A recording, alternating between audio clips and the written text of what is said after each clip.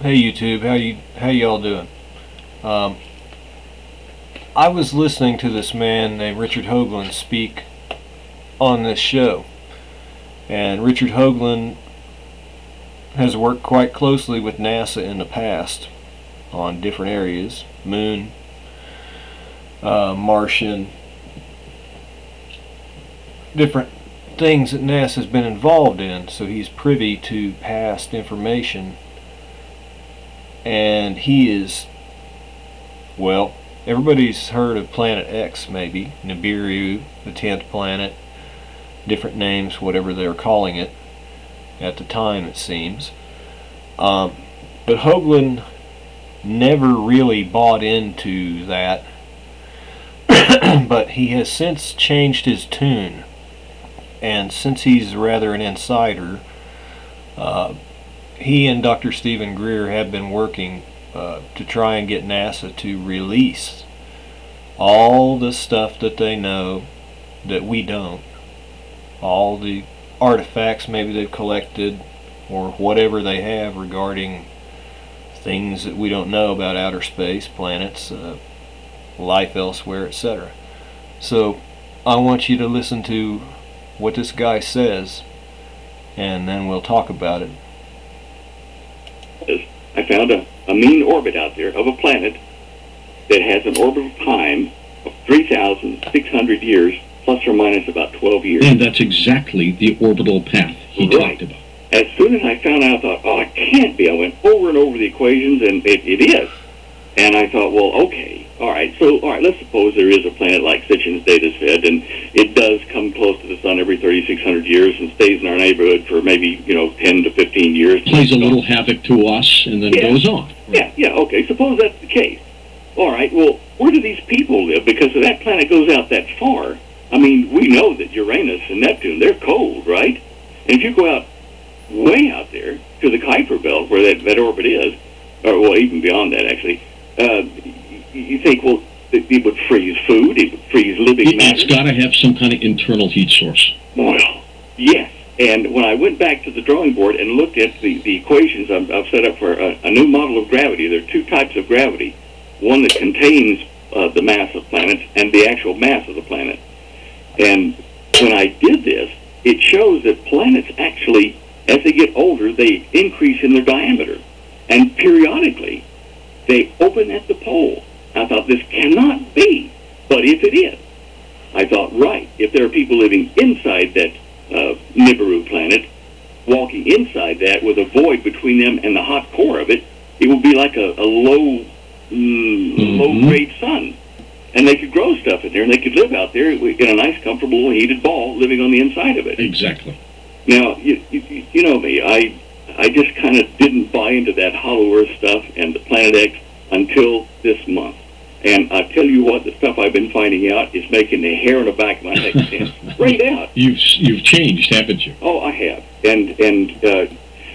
Well, this gas giant they think they've found is between 4 and 10 times, depending on whose estimate you use, the size of Jupiter. But why would they say it's a gas giant? How do they know that? I don't know. I guess it's from the emissions of it. They'd say maybe the further out that it would be very sparse spacing of the matter out there. I want them to find a real solid planet, you know? Well, look, they may have already found it. We're putting out feelers down to our astronomer friends in the southern hemisphere and asking them to, break protocol. If they find something, document it and let us know so that we can get at least the public aware of what really is happening, because I'm pretty sure that the major observatories that get government funding will not say anything without permission of the government. Well, the two astronomers who believe it's out there, and they're calling this object Tyche, Tyche.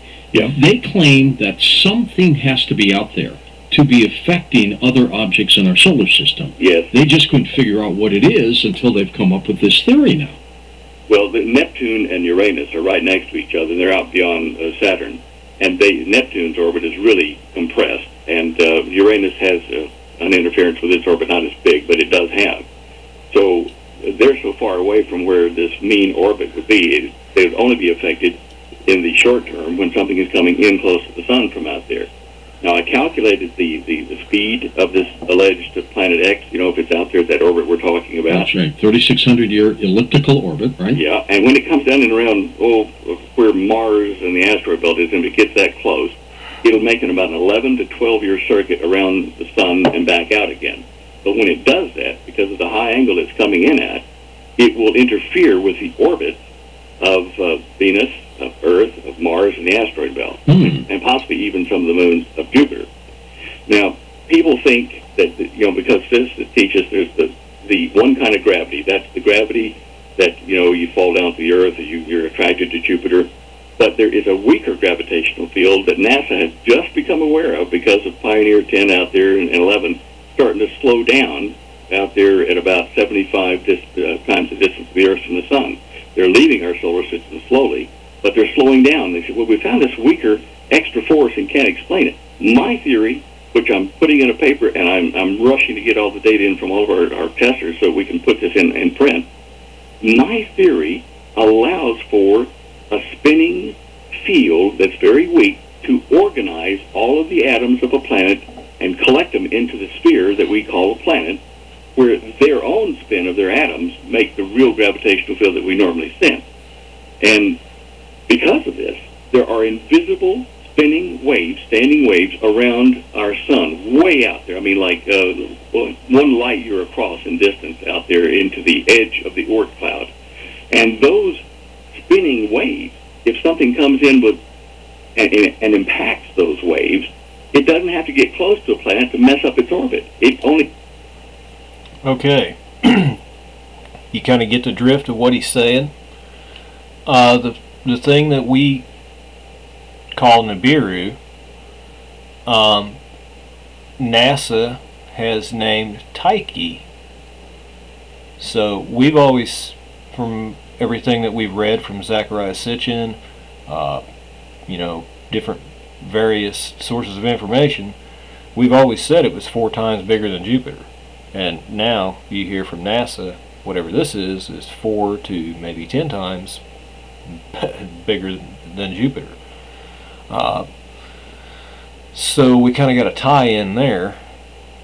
And you're hearing about how something that large, even though it's a tremendous amount of miles away, or light years, however you want to term it, it's way out there. Or maybe it's not. Maybe we don't really know the truth and we're trying to find it. But it's, according to them, way out there. And they're now telling you, you don't have to come that close to alter things when you're that big.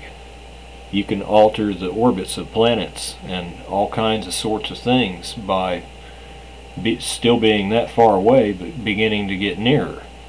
So the objects Elenin and 2000 P and 9, when we run the orbit diagram simulator, that's based upon what they're doing now.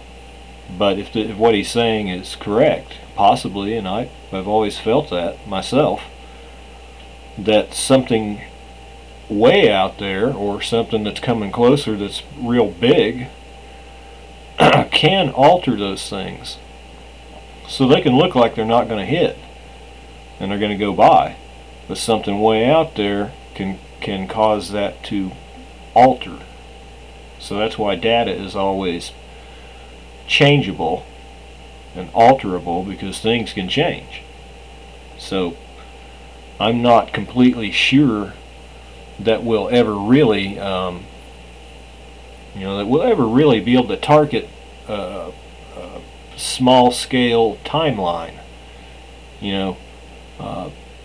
because things can change.